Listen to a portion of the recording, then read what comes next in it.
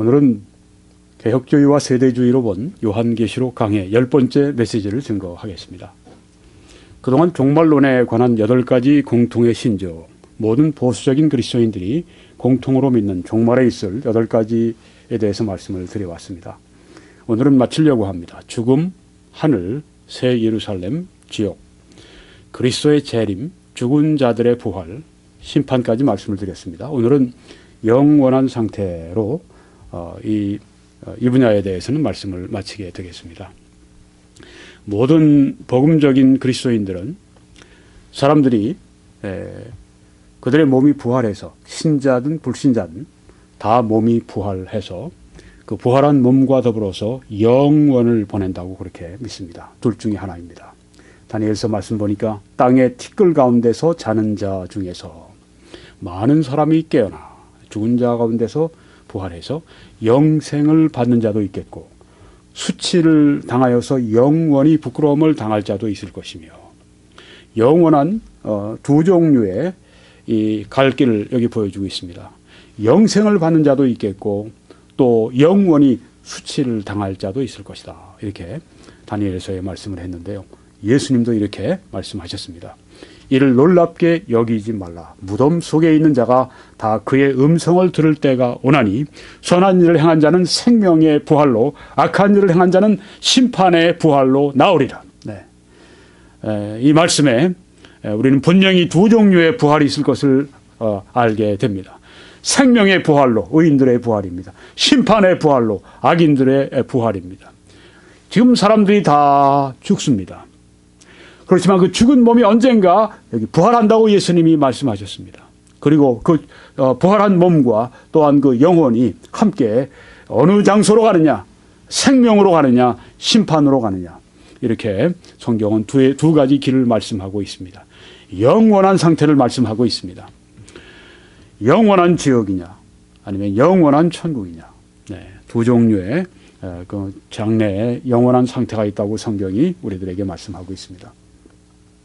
먼저 불신자들을 위한 영원한 지옥, 또 고통의식이 생생한 그 지옥에 대해서 말씀을 드리겠습니다.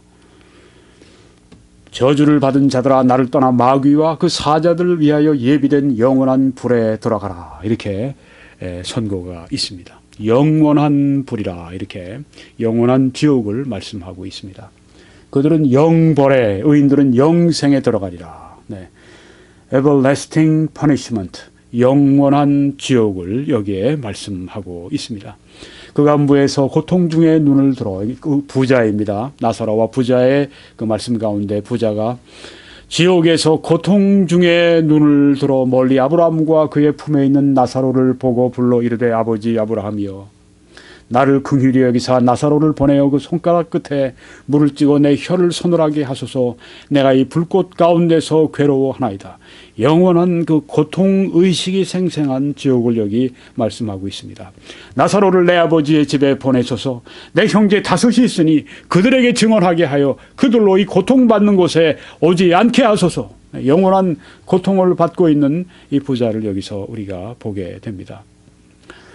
그 고난의 연기가 세세토록 올라가리로다. 짐승과 그의 우상에게 경배하고 그의 이름의 표를 받는 자는 누구든지 밤낮 쉼을 얻지 못하리라. 영원한 안식이 없는 고통의 지옥을 여기에 말씀해 주고 있습니다. 또 이 무익한 종을 바깥 어두운 데로 내쫓으라. 거기서 슬피 울며 이를 갈리라고 말씀했습니다. 슬픔과 눈물과 고통과 절망의 지옥을 여기에 보여주고 있습니다. 또 그들을 미혹하는 마귀가 불과 유황못에 던져지니 거기는 그 짐승과 거짓 선지자도 있어 세세토록 밤낮 괴로움을 받으리라. 마귀의 삼위일체, 마귀의 일행, 마귀와 짐승 또한 여기에 그 적그리스도 그리고 거짓 선지자 그 셋이 다 그 지옥에 던져져서 밤낮 괴로움을 받고 있다고 하는 것을 여기에서 보여주고 있습니다.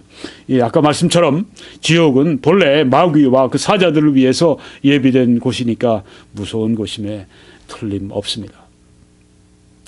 지옥에 관한 이 성경의 분명한 가르침들을 우리가 보았습니다. 그래서 우리는 영혼 멸절설 혹은 영혼 절멸설을 우리는 받아들일 수가 없습니다. 여호와의 증인이나 안식교에서는 사람이 죽게 되면은 그것으로 끝이다. 네, 영혼은 그것으로 extinction 끝난다. 물론 이제 영혼 수면설이 있어서 안식교에는 사람이 죽으면 영혼이 의식을 잃어버리고 네, 그 다음에 다시 부활의 날까지 잠잔다. 그 다음에 부활하게 되면 그 다음에는 extinction, 그 다음에는 끝이다. 그 다음에는 이 영혼은 없어진다. 이렇게 영혼 멸절설을 이야기합니다만은 여기 오늘 성경에 보니까 지옥은 생생한 의식이 있는 곳이고 그것은 영원한 것이라고 하는 것을 우리가 이 말씀에서 알게 되기 때문에 영혼 절멸설을 우리는 받아들일 수가 없다고 하는 것입니다. 지옥에서는 어떨까? 그 정도의 고통의 정도가 차이가 있을 것이다. 이렇게 대다수의 그리스도인들이 믿고 있습니다. 이 말씀에 아마 근거가 될 수 있을 것입니다. 주인의 뜻을 알고도 준비하지 아니하고 그 뜻대로 행하지 아니한 종은 많이 맞을 것이요. 네. 알고도 행하지 않으면 많이 맞을 것이요. 알지 못하고 맞을 일을 행한 종은 적게 맞으리라. 무릇 많이 받은 자에게 많이 요구할 것이요. 많이 맡은 자에게는 많이 달라 할 것이니라. 네. 책임만큼 거기에 대해 맡겨진 만큼 또 그들이 그만큼 혜택을 받은 만큼 또 그들이 그만큼 아는 만큼 많이 찾으시겠다 말씀하신 걸 볼 때 지옥에도 고통의 장소이지만 거기에 정도가 차이가 있을 것이다 이렇게 생각한다고 하는 것입니다. 지옥은 하나님의 은혜가 전혀 없는 것입니다. 거긴 죄가 완전히 다스리기 때문에 삶이 늘 고달프고 소란스럽습니다. 지옥은 영혼과 몸이 지속적으로 고통을 받는 곳으로 성경이 말씀합니다. 거기에는 영원한 고통과 눈물과 절망이 있는 세계입니다.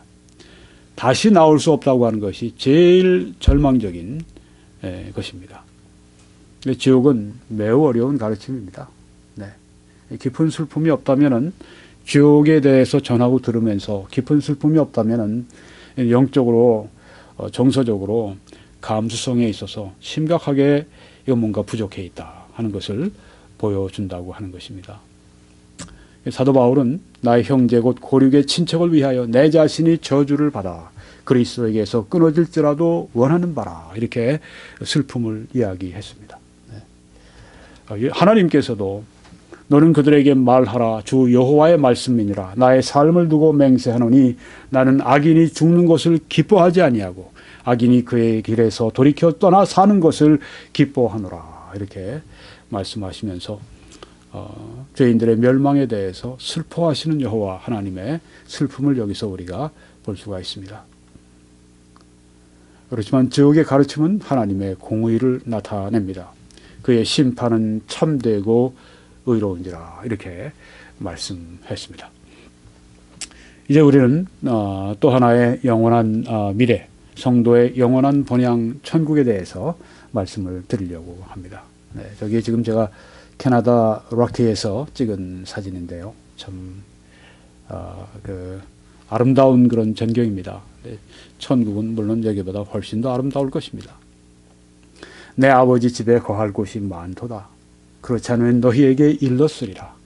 내가 너희를 위하여 거처를 예비하러 가노니 우리가 가서 살 본향 집을 예비하셨다. 그렇게 말씀을 했습니다. 가서 너희를 위하여 거처를 예비하면 내가 다시 와서 너희를 내게로 영접하여 나 있는 곳에 너희도 있게 하리라. 네, 다시 오시겠다. 그리고 영접해 주겠다. 예수님이 계신 곳에 함께 있게 하겠다. 말씀을 하셨습니다. 참 주님과 함께 가깝게 동행하신 분들이 이제 이 세상을 떠날 때가 되면요 슬프지가 않습니다. 네, 사도 바울은 내가 여기 있는 것보다 주와 함께 있는 것이 훨씬 좋은 일인데 너희 때문에 여기 좀 더 남아있기를 원한다. 그렇게 이 땅에 미련을 두지 않으시는 모습을 볼 수 있습니다. 유명한 마틴 로이드 존스 목사님이 암으로 말미암아서 돌아가시게 됐습니다. 암이 굉장히 깊어졌어요. 근데 얼마나 꼿꼿하신 분인지 그 암이 굉장히 진행한 후에도 몸 가누기도 힘들죠. 옷을 아주 딱 입으시고 늘 앉아 계셨답니다. 네, 그러면서 가족들이 이제 슬픈 이야기를 하면 나를 붙잡지 말라 그렇게 말씀하셨다고 그래요. 네, 나를 붙잡지 말라고. 네, 이 땅을 떠나는 게 두렵지가 않은 겁니다. 네, 그런 분들에게서 볼 때 제가 참 부러운 것이 뭔지 아십니까? 이 땅을 떠날 때 미련이 없어요. 왜요? 할 일을 다 했다고 생각하니까.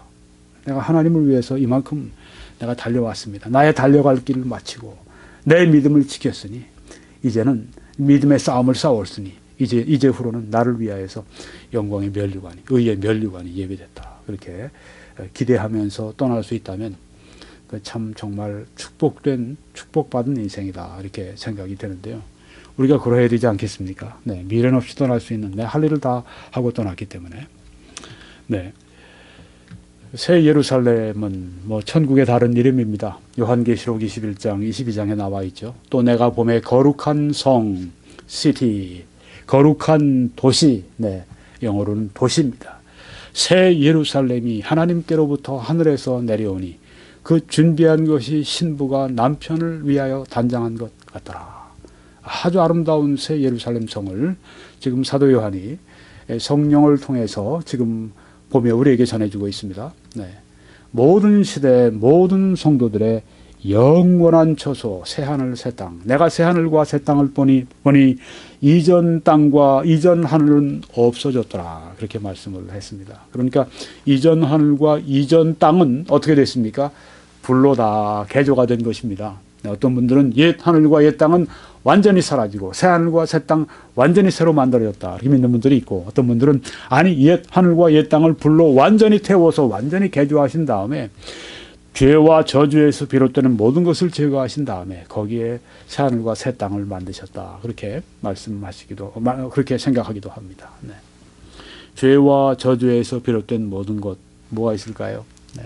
여러분, 이 밴쿠버 같은 곳에 잠을 자도 이 저녁에 요란하게 이 경찰들이 그 경적을 울리면서, 사이렌을 울리면서 질주하는 그런 소리를 듣지 않으십니까? 왜요? 범인 쫓느라고 그렇습니다. 죄가 있기 때문입니다. 천국에는 여러분 그런 이 경찰차도 없고, 네, 경찰차의 사이렌 소리가 밤에 한밤중에 나서 잠이 깨는 그런 경우도 없을 것입니다. 네. 또 어떤 때는 어떻습니까? 차를 타고 가다가 뒤에서 갑자기 그냥 불이 번쩍번쩍 하면서 요란한 소리를 내면서 앰뷸런스들이 오지 않습니까? 그러면 우리가 길을 비켜주기 위해서 옆에 세우기도 합니다. 네. 밤에도 앰뷸런스 소리가, 우리가 잠을 자다가도 그런 소리가 날 때 잠을 깰 때도 있습니다. 그런데 천국에는 병이 없습니다. 병원도 없고 의사도 없고 약도 없고 거기엔 또 앰뷸런스도 없고 거기엔 앰뷸런스 사이렌도 없습니다. 네. 천국은 정말 완전한 곳입니다. 네. 우리가 이 땅에서 살아가면서 때로 운전을 하다가도 아주 기분 나쁜 일을 당하고 악한 운전자들을 만나서 아주 어려운 일을 당하고 그럴 때마다 정말 여기는 우리가 살아가는 것은 문제가 많구나. 네. 하늘나라를 우리가 그리게 됩니다. 새 예루살렘에서의 삶은 무엇보다도 하나님과의 친밀한 교제가 있습니다. 하나님께서 우리를 모든 눈물을 우리 눈에서 씻어 주신다고 말씀했습니다. 이것은 아주 친밀한, 하나님이 우리에게 친밀하게 다가오셔서 우리와 함께 사신다고 하는 것을 여기에 말씀하고 있습니다. 새 예루살렘 성은 정말 아름답습니다. 네. 제가 이 세상에서 본 가장 아름다운 광경들 중에 몇 군데가 캐나다 루키에 있는데 비교가 안 됩니다. 광채가 있습니다. 하나님께로부터 하늘에서 내려오는 거룩한 성 예루살렘을 보이니 하나님의 영광이 그 성의 빛이 지극히 귀한 보석 같고, 하나님의 영광이 있어 그 성의 빛이 지극히 귀한 보석 같고 벽옥과 수정같이 막더라. 하나님의 영광의 빛이 있는 곳, 보석이 있는 곳. 또 이 새 예루살렘의 성벽과 성문은 어떻습니까?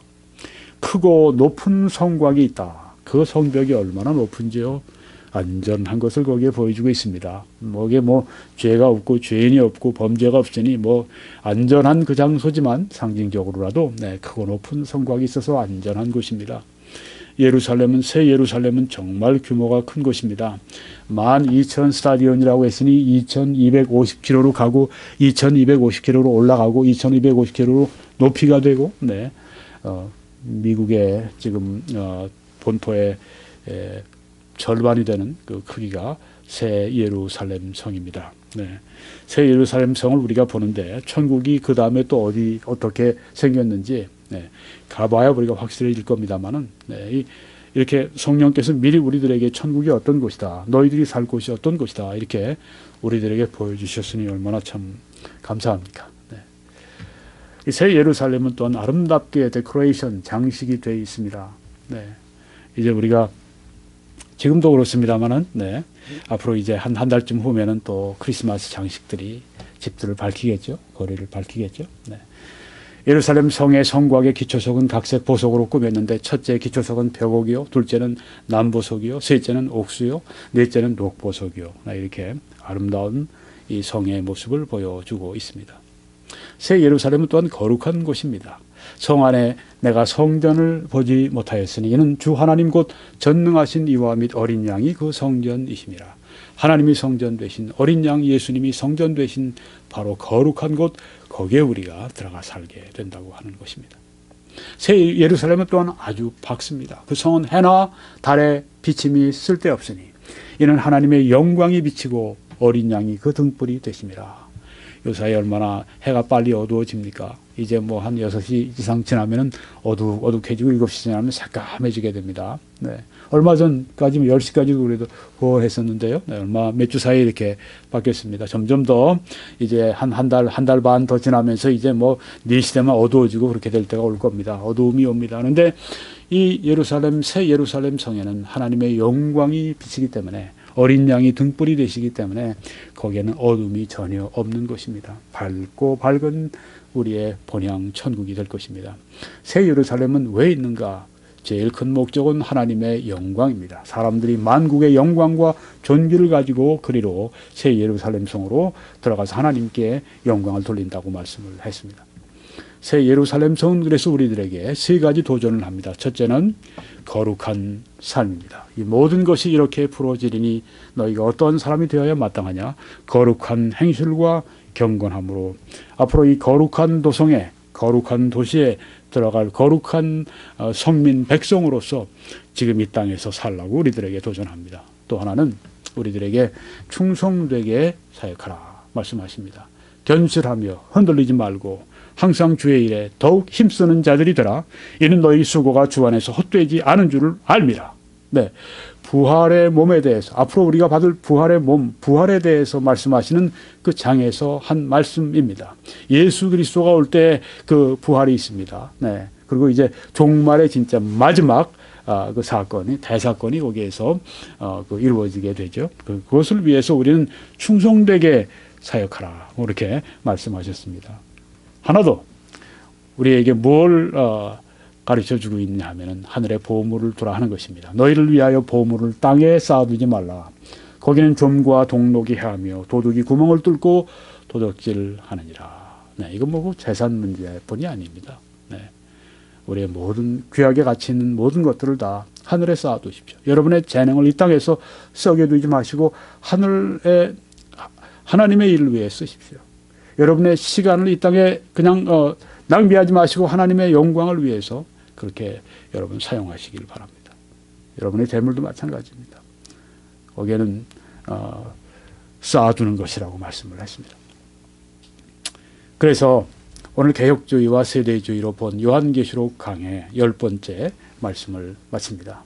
21church.com, 유튜브.com에 들어오셔서 이제 10가지 메시지를 다 들으실 수 있고, 또 다른 제가 증거한 메시지들을 더 들으실 수 있길 바랍니다. 네.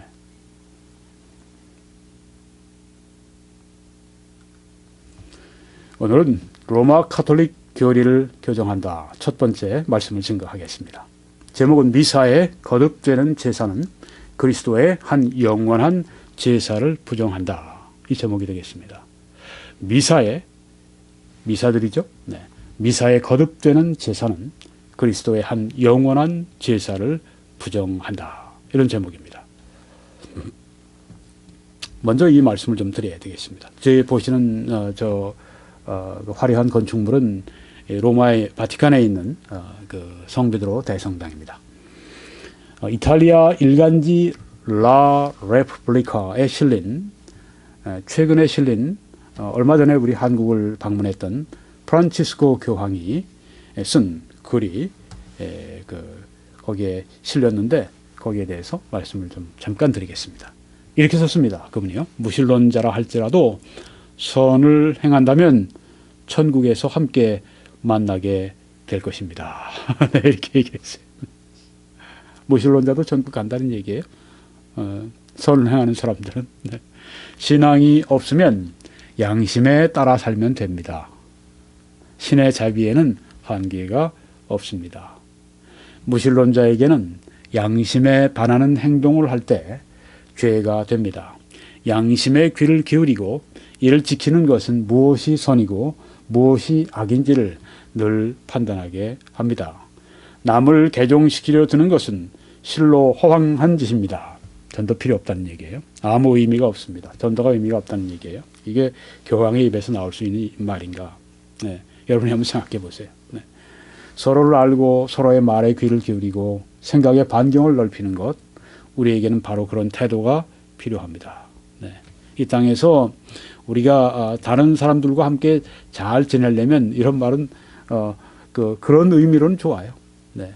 그렇지만 이것이 신앙인으로서 그것도 이 온 세계의 카톨릭의 수장의 입에서 나왔다고 하는 것은 참 믿기기가 어려운 그런 이야기입니다. 근데 이게 최근에 아까 이태리의 한 일간지에 교황이 직접 쓴 글이 이런 게 여기에 실렸던 것입니다. 무신론자도 선을 행하면 천국 간다. 거기서 만날 수 있을 것이다.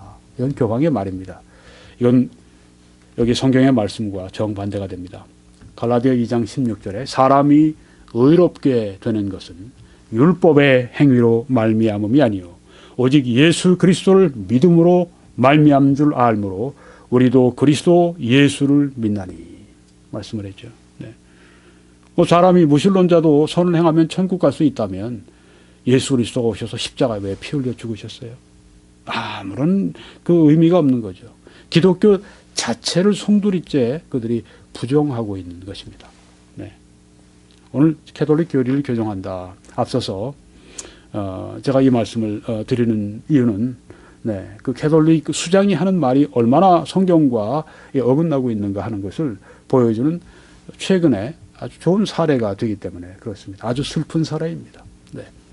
그 다음에 말씀에 보면 이는 우리가 율법의 행위로서가 아니고 그리스도를 믿음으로써 의롭다함을 얻으려 함이라. 율법의 행위로서는 의롭다함을 얻을 육체가 없느니라. 이렇게 말씀을 했습니다. 네. 율법의 행위는 이스라엘 사람들에게는 율법이죠. 그렇지만 아까 교황이 말한 그 얘기 한 가지 맞는 건 뭐냐면 양심은 율법이 없는 이방인들에게 주어진 법입니다. 그런데 그러면 여기 양심의 행위로서는 의롭다함을 받을 수 있다는 얘기입니까? 그렇게 되면 율법을 가지고 있는 유대인들에게 얼마나 그것은 불공정합니까? 율법의 행위로서는 의롭다함을 얻을 육체가 없는데 아까 교황의 얘기에 의하면 양심의 행위로서는 의롭다함을 얻을 육체가 있다는 얘기예요. 네. 얼마나 잘못됐습니까? 율법의 행위든 혹은 양심적인 행동이든 그것으로 의롭다함을 얻을 육체가 없기 때문에 예수 그리스도가 오셔서 십자가에서 피 흘려서 율법의 모든 요구를 또 율법의 모든 저주를 한 몸에 받고 십자가에서 죽으심으로 말미암아서 우리가 내야 할 모든 죄에 대한 대가, 율법을 범함으로 우리가 모든 지불해야 될 죄에 대한 대가를 예수님께서 홀로 십자가 위에서 다 받아주신 것입니다. 그래서 이제는 율법으로서가 아니라 여기 말씀하기에 그리스도를 믿음으로써 의롭다함을 얻으려 함이라. 네. 오직 의인은 믿음으로 말미암아 살리라. 이 갈라디아 2장에 있는 말씀인데 바로 이 말씀 때문에 마틴 루터가 종교개혁을 시작하게 된 것입니다. 네. 의인이 믿음으로 말미암아 산다. 네. 왜 캐톨릭에 대해서 도전장을 던지고 왜 캐톨릭이 잘못됐고 성경과 다르게 나가고 있고 정반대로 나가고 있고 네. 왜 종교개혁을 해야 되는지 마틴 루터의 네. 아주 입장을 너무 잘 우리들에게 설명해 주고 있다 생각이 되는 것입니다. 네. 또 이 말씀 예수께서 이르시되 내가 곧 길이요 진리요 생명이니 나로 말미암지 않고는 아버지께로 올 자가 없느니라. 예수 그리스도를 통하지 않고는 결코 하나님께로 올 수가 없다. 이런 말씀했는데 어떻게 캐톨릭의 수장이 그런 말을 할 수가 있습니까? 네. 그러면 캐톨릭의 이런 말을 하는 이 교황은 이건 캐톨릭의 이단자입니까? 그렇지 않습니다.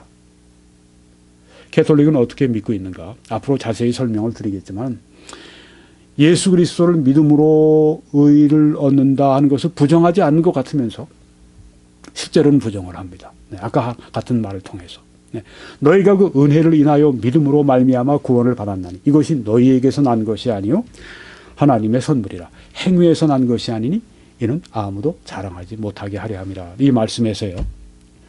그 은혜를 인하여 그 은혜를 어떻게 해석합니까?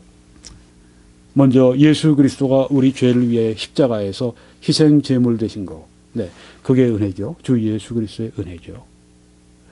그런데 칼빈주의 입장에서 보면 그렇습니다. 그것뿐이 아닙니다. 그 은혜는 성부 하나님께서 태초부터 구원할 사람들을 은혜로 택하신 것, 그것도 성부의 구원하시는 은혜입니다. 성자의 은혜, 십자가 위에서 피 흘려 돌아가신 그 은혜뿐 아닙니다. 성령의 은혜도 있습니다. 성령이 오셔서 믿는 자들의 마음을 감화 감동하셔서 믿지 않고는 못 베게도록 그 마음을 그렇게 간절하게 만드셔서 믿도록 그렇게 인도하시는 것. 네, 이것이 그 은혜를 인하여 믿음으로 말미암아.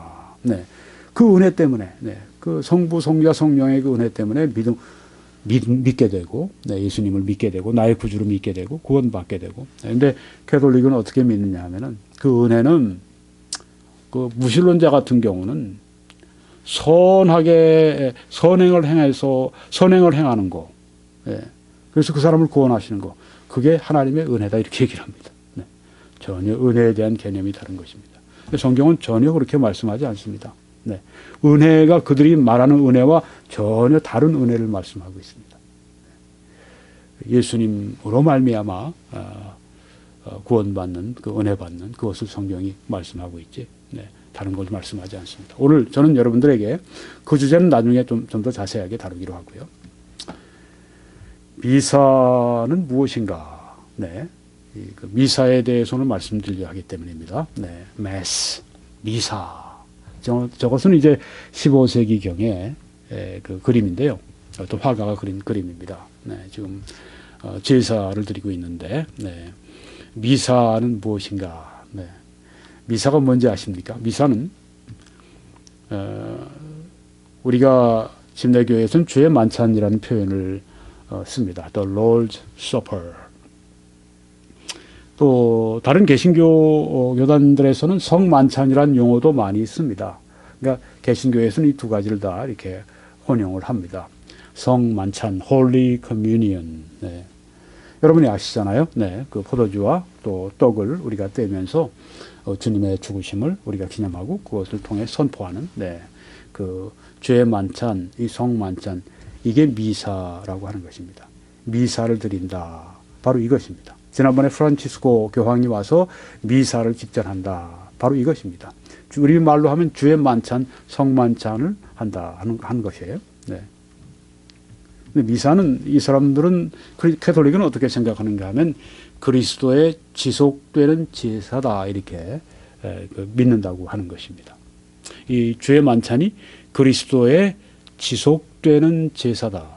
우리는 예수 그리스도가 십자가 위에서 피를 흘리시고 몸이 찢기시고 희생 제사를 지내시고 희생 제물을 드리신 것을 우리가 이제는 기념하는 것으로 알고 있는데, 이 캐톨릭은 어떻게 믿느냐 하면 그 그리스도께서 지금도 계속해서 제사를 드린다.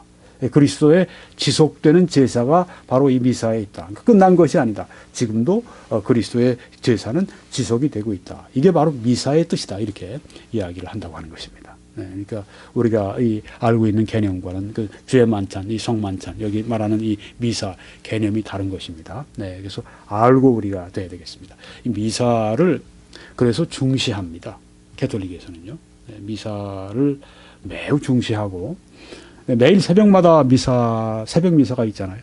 네, 제가 이렇게 이 메시지 때문에 인터넷 들어가서 뭐 계산동에 있는 성당, 무슨 뭐 어디 뭐 강남에 있는 어떤 성당, 명동 성당 뭐 이런데 제가 좀 조사를 해봤습니다. 네, 그랬더니 새벽 미사뿐 아니더군요. 네, 하루에 8번 평일날 8번 미사를 진행하는 것이 있습니다. 청년들을 위한, 아이들을 위한 미사가 또 따로 이렇게 진행이 되는 데도 있고요. 주일날은 그렇게 아이들을 위해, 학생부 위해, 뭐 청년부 이렇게 하면서 그 장년부 이렇게 미사가 각각 다르더라고요. 네. 그렇게 해서 주일날은 뭐 3번, 뭐 토요일날은 2번, 뭐 어떤 데는 뭐 더 많은데, 하여튼 8번씩 매일 그렇게 미사를 진행하는 걸 보았습니다. 그러니까 우리가 지금 말하는 이런 프리칭 서비스, 이렇게 하나님의 말씀 선포를 강조하는 이 예배가 아니라 이렇게 미사, 제사 드리는 이런 미사, 이것을 강조를 두고 이들이 모인다고 하는 것입니다. 네. 조금 더 설명을 제가 자세히 드릴 겁니다. 자, 이 캐톨릭에서는 어떻게 믿고 있느냐 하면, 우리가 포도주를 들고 떡을 우리가 들고 이렇게 할 때, 그 포도주 그리고 이 떡에 우리가 주의 만찬을 할 때, 거기에 캐톨릭의 용어로는 미사를 드릴 때, 그 포도주와 이 떡에 여기에 예수님의 실체적인 임재하십니다. 예수님이 여기에 임하신다 이렇게 믿어요. 네. 실제 예수님이 임하신다 이렇게 믿는 것입니다. 그래서 이게 포도주나 떡이 본질상 예수 그리스도로 바뀐다. 그래서 무엇이 되느냐면 The Lamb of God, 하나님의 어린 양이 된다. 그러니까 이 포도주를 마시고 이 떡을 떼고 이렇게 하면 예수 그리스도를 먹고 마시는 거예요. 네, 문자 그대로 뭐 해석을 했다고 하는 얘기인데, 이걸 화채설이라고 그렇게 말을 합니다. 그 신부가 이제 거기에서 조그만 이 조각으로 낸 이제 밀가루 부침 같은 거 이제 들고 이제 얘기를 하죠. 이것은 내 몸이니, 그렇게 얘기할 때, 그리고 이 잔은 내 피로 세운 새 언약이니, 바로 그 말을 할 때 이제 예수 그리스도가 임하셔서 이제 포도주나 이 떡이 완전히 본질상 예수 그리스도로 바뀐다. 이렇게 그들이 믿는다고 하는 것입니다. 그래서 이것을 이 미사에 참여하면, 즉 이 주의 만찬, 성만찬에 참여해서 이제 포도주 떡을 먹게 되면 하나님의 은혜를 받는다. 그렇게 믿는다고 하는 것입니다. 네, 그래서 은혜를 받기 때문에 자주 이 미사에 참여해라. 할 수 있으면 데일리, 매일 미사에 참여해라. 그렇게 캐톨릭에서는 얘기를 합니다. 이런 의미를 가지고 하니까 예수 그리스도를 직접 내가 먹고 마시는 그런 것을 이들이 생각하기 때문에 그렇다고 하는 거예요. 그러니까 미사는 캐톨릭에 있어서 굉장히 중요한 그런 의식이 된다고 하는 것입니다. 미사에 참여함으로 은혜를 받는데, 어떤 은혜를 받느냐 하면, 이제 이렇게 포도주 잔 또 떡을 마시고 먹게 되면 거기에는 그 큰 죄가 있고 소죄, 작은 죄가 있어요. venial sins. 소죄, 작은 죄들을 용서받는다 그렇게 믿어요. 또 이 성찬을 들 때 유혹을 이기는 힘을 받는다 또 이렇게 믿어요. 또 영원한 영광의 약속을 받는다 또 이렇게 믿는다고 하는 것입니다. 그래서 이렇게 성찬을 미사에 계속 참여하면 그 믿음이 강해지고 예수 그리스도와 연합되는 것이 더 강해지고 이런 식으로 이제 가르친다고 하는 것입니다. 네. 미사는 이 그리스도의 제사가 지속되고 있다 이렇게 본다고 하는 것입니다. 그러니까 지금도 계속 그리스도께서 이 희생의 제물 되신 그리스도가 계속해서 그들에게 주어지는 거예요. 계속 그들이 먹고 마시는 거예요. 네. 그래서 예수님이 2000년 전 십자가 위에서 피 흘리며 돌아가셨을 때, 그때 갈보리 언덕 위에서의 그 예수님이나 또 이 미사 드릴 때 오시는 그 예수님이나 동일하신 예수님이다 이렇게 강조를 하는 것입니다. 그러니까 그들은 이 포도주를 마시고 이제 신부가 보통 입에도 넣어주죠. 이렇게 받아 먹을 때 그때 바로 그 갈보리 언덕 위에서 십자가에 피 흘리신 그 예수 그리스도가 자기 몸으로 들어온다 그렇게 생각을 한다고 하는 것입니다. 그래서 그때 2000년 전이나 지금 미사 드릴 때마다 그렇게 하는 이 미사 때마다 동일한 제사를 그들이 드리고 있다 이렇게 생각한다고 하는 것입니다. 한 가지 차이점은 2000년 전에 예수님은 피 흘린 제사를 드리셨고, 지금 미사에서는 피 흘리지 않는 제사를 드리고 있다 이렇게 얘기한다고 하는 것입니다. 자, 이렇게 말씀드리는 건 캐톨릭에서 믿는다고 하는 거예요. 네. 여러분이 아마 어떤 분들은 또 아마 시청하시는 분들은 미사가 뭔지, 캐톨릭이 미사를 어떻게 믿고 있는지 처음 들으셨을지 모르겠어요. 네. 대부분 그럴 겁니다. 네. 다른 쪽의 믿음을 그렇게 알려고 하나요? 네, 믿는 것, 배우는 것도 바쁜데, 네, 그렇게 생각하기가 쉽죠. 네, 근데 다른 쪽이 믿는 바를 우리가 이렇게 가지고 객관적으로 이 성경 말씀을 우리가 잘 공부해 보면 우리 말씀을 더 잘 이해할 수도 있습니다. 여기 지금 캐톨릭에서는 캐톨릭 그 신부 사제들은 미사에 피 흘리지 않는 제사를 끊임없이 바친다. 이렇게 얘기를 합니다. 네. 피 흘리지 않는 제사다. 네. 자기들이 만들어 놓은 개념이에요. 예수 그리스도는 십자가에서 피 흘리신 제사를 드렸죠. 왜냐하면 십자가에 피를 흘리심으로 말미암아 화목제물이 되셨는데 피 흘리지 않는 제사라고 하는 개념은 성경에 없거든요. 만들어낸 것입니다. 네. 그래서 미사를 이제 위해서 만들어낸 개념이 피 흘리지 않는 제사예요. 여기 보면 히브리서에 이 말씀이 있습니다. 제사장마다 매일 서서 섬기며 자주 같은 제사를 드리되 이 제사는 언제나 죄를 없게 하지 못하거니와. 네. 여기 캐톨릭의 사제들이 매일 서서 그 하루에 어떤 때는 8번씩 같은 제사, 네, 같은 이 화목제물의 제사를 드리잖아요. 예전에 그 아론의 제사장들이 그랬습니다. 아론의 혈통을 이어받은 사람들이 제사장들 아닙니까? 근데 그 제사장들은 매일 서서 같은 제사를 저들이 드렸습니다. 어떻게 해요? 짐승의 피를 흘려서. 근데 지금 캐톨릭 사제들은 짐승의 피를 흘리지는 않는다. 우린 피 흘리지 않는 제사를 하나님께 드린다. 이렇게 얘기를 한다고 하는 것입니다. 근데 이렇게 반복해서 제사를 드리는데 여기 성경에 뭐라고 그랬죠? 이 제사는 언제나 죄를 없게 하지 못하거니와. 이렇게 말씀했습니다. 그리스도의 피 흘리지 않는 제사라고 하는 것은 성경에 개념이 없습니다. 예수 그리스도가 피 흘려서 제사 지내지 않으셨으면 피 흘려서 sacrifice, 그걸 제사라고 우리가 번역을 했는데 sacrifice는 희생이라고 얘기할 수도 있고 또 다른 공동 번역 같은 데 보니까 희생 제물이라고 번역했는데 그 번역이 낫다는 생각이 돼요. 네. 희생 제물, 희생 제사를 예수님이 십자가에서 드리셨는데 예수님이 고난 없이 드리셨습니까? 예수님이 피 흘리지 않고 드리셨습니까? 피 흘림이 없은즉 죄사함이 없다고 말씀했는데 그 제사라고 하는 것은 화목 제물이라고 하는 것은 피 흘리는 것에 의미가 있지 않습니까? 근데 피 흘리지 않는 제사라고 하는 것은 자기들이 만들어 놓은 개념이라고 하는 것입니다. 자, 여기에서 매일 그렇게 반복해서 드리는 제사는 언제나 죄를 없게 하지 못한다.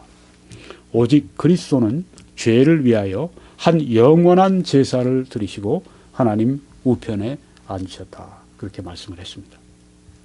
예수님은 죄를 위해서 한 영원한 하나의 단 한 번 once and for all이라고 영어로 표현하는데 네, 단번에 네, 한 번, 딱 한 번, 네, 여러 번이 아니라 반복해서 뭐 미사로 뭐 계속 또 하고 또 제사하고 또 피 흘리지 않는 제사니 그런 용어를 만들어서 하는 것이 아니라 예수 그리스도는 once and for all 단 한 번에 한 번, 네, 영원한 한 번에 영원한 제사를 드리셨는데 그리고 하나님 우편에 앉으셨는데 여기에 영원한 제사는 어떤 제사입니까? 피 흘리는 제사입니까? 피 흘리지 않는 제사입니까? 여기서 말씀한 건요. 피 흘리는 제사죠. 예수님이 십자가에서 피 안 흘리셨습니까? 여러분 그렇게 믿으십니까? 아니죠. 여기서 한 영원한 제사를 드리셨다고 했을 때 화목 제물 드셨다고 했을 때 그것은 여기서 피 흘렸다고 하는 것은 빼져 있지만 그것은 여기에 이미 들어가 있는 얘기입니다. 예수님이 십자가 위에 피 흘려서 돌아가신 것을 우리가 다 압니다. 한 영원한 제사를 드리셨다고 했을 때 그리스도가 죄를 위해서 피 흘림이 없은 즉 죄사함이 없다는 말씀처럼 여기에 한 영원한 피 흘리는 제사를 하나님 앞에 드리시고 하고 말씀한 것입니다. 그런데 캐톨릭은 어떻게 얘기하느냐 하면은 히브리서 지금 말씀한 건 한 영원한 피 흘리지 않는 제사를 말한다 이렇게 말을 합니다. 맞습니까? 틀립니까? 틀리죠. 네. 한 영원한 제사라고 여기 말씀을 했을 때 여기에 피 흘린다, 피 흘리지 않는다 얘기가 없지만 포함되어 있죠. 예수님이 십자가에서 피 한 방울도 흘리지 않고 죽으셨습니까? 천만에요. 피를 너무 많이 흘리셔서 죽으셨습니다. 피 흘리는 한 영원한 제사. 예수님은 십자가에 올라가시기 전부터 피를 흘리셨어요. 채찍에 맞으시고, 네, 무수한 피를 흘리시고, 십자가에서 마지막으로 피 전부를 쏟으시고 십자가에서 피 흘리는 제물이 되셨는데 여기에 히브리서 여기서는 한 영원한 피 흘리지 않는 제사를 말한다고 이렇게 잘못 말하고 있다고 하는 것입니다. 또 한 영원한 제사라고 말씀드렸죠.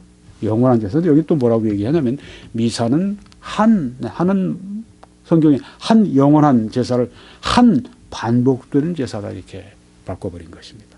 네. 예수님은 한 영원한 제사를 드리셨다고 했는데 미사는 한 반복되는 제사를 한다. 네. 이렇게 잘못 말을 하고 있다고 하는 것입니다. 그리스도는 로마 가톨릭의 주장과는 정반대로 한 영원한 제사를 드리셨다. 네, 성경에 말씀하신 것처럼 조금 전에 히브리서에 본 것처럼 한 영원한 제사를 드리시고 하나님 우편에 앉아 계시다고 말씀을 했습니다. 로마 가톨릭은 피 흘리지 않는 제사, 무슨 뭐 반복되는 제사 뭐 이런 이야기를 하는데 전혀 이게 성경에 말씀한 내용이 아니라고 하는 것입니다. 그럼 그런 주장을 왜 합니까? 네, 참 신기하죠. 어떻게 그런 주장이 나오는지 누가 한 사람이 주장하기 시작한 거예요. 높은 사람이. 그러다가 그 주장이 점점 세를 얻고 그렇게 해서 이제는 그것이 마치 가톨릭의 아주 그냥 중요한 주장이 되어버린 것입니다. 네, 오직 그리스도는 죄를 위하여 한 영원한 제사를 드리시고 그렇게 말씀을 한 것입니다. 그 후에 자기 원수들로 자기 발등상이 되게 하실 때까지 기다리시나니 저가 한 제물로 거룩하게 된 자들을 영원히 온전케 하셨느니라. 네. 영원히 온전하게 하셨습니다. 다시 우리가 또 제사를 반복할 필요가 없습니다. 네. 신부가 매일 아침 나서서 그 제사를 반복하고 또 우리가 예수님의 희생제물 대신 그 포도주 또 그걸 매일 내가 받아 먹을 필요가 없는 것입니다. 왜요? 한 제물이 필요하다면 예수 그리스도 한 분이십니다. 예수 그리스도가 한 제물로 하나의 원수 단 한 번 드리신 그 제물로 거룩하게 된 성도들을 영원히 온전케 하셨느니라. 그러니까 이 주의 만찬, 성만찬은 거기에서 우리가 또 뭐 온전함을 또 얻는다, 뭐 죄를 사함받는다 그런 개념이 전혀 아닌 것입니다. 성경에 그런 개념이 전혀 없습니다. 조금 이따 이제 말씀을 보여드릴 것입니다. 그러니까 그들이 말하는 그 미사, 그들이 말하는 우리 용어로는 주의 만찬, 성만찬, 그들의 용어로는 미사, 그것이 얼마나 성경과 다른지 하는 것을 여기서 우리가 확실하게 알 수가 있다고 하는 것입니다. 뭐 피 흘리지 않는 제사를 뭐 얘기한다고 그러고 무슨 뭐 반복되는 제사를 얘기한다고 여기 한 번의 제사로 영원히 온전케 하셨다고 말씀했는데. 네. 또한 성령이 우리에게 증거하시되 주께서 가라사대 그날 후로는 저희와 세울 언약이 이것이라 하시고 내 법을 저희 마음에 두고 저희 생각에 기록하리라 하신 후에 또 저희 죄와 저희 불법을 내가 다시 기억지 아니하리라 하셨으니 이것을 사하셨은즉 다시 죄를 위하여 제사 드릴 것이 있느니라 없느니라. 네. 다시 죄를 위해서 제사 드릴 것이 없습니다. 그러니까 미사에 가서 뭐 이렇게 제사를 드리면서 화목제물 그 제사 그 제물 희생제물을 또 받아 먹으면서 죄를 사함받고 전혀 그럴 필요가 없다고 하는 것입니다. 왜요? 믿었을 때 우리의 죄를 완전히 사하셨기 때문에. 네. 완전히 사하셨기 때문에 제사 드릴 것이 없습니다. 또 이 죄 만찬을 성만찬 뭐 거기에서 가톨릭에서는 미사라고 하는데 네. 여기 성경 말씀은 축사하시고 떼어 가라사대 이것은 너희를 위하는 내 몸이니 떡을 이제 빵을 말씀하시면서 이것은 내 몸이니 이것을 행하여 나를 기념하라고 말씀하셨습니다. 나를 기념하라. 나를 기념하라는 말은 remember me라는 말씀입니다. 나를 기억하라 말씀하신 것입니다. 또 다음 말씀에도 식후에 또한 이와 같이 잔을 가지시고 가라사대 이 잔은 내 피로 세운 새 언약이니 이것을 행하여 마실 때마다 나를 기념하라 하셨으니 remember me 나를 기념하라. 네. 죄의 만찬, 성만찬 무엇이냐? 기념하는 것입니다. 예수님의 죽으심을, 예수님의 우리를 구원하심을, 우리를 위해 희생제물 되셨음을 우리가 기억하는 것이라고 하는 것입니다. 네. 이 포도주를 마시면서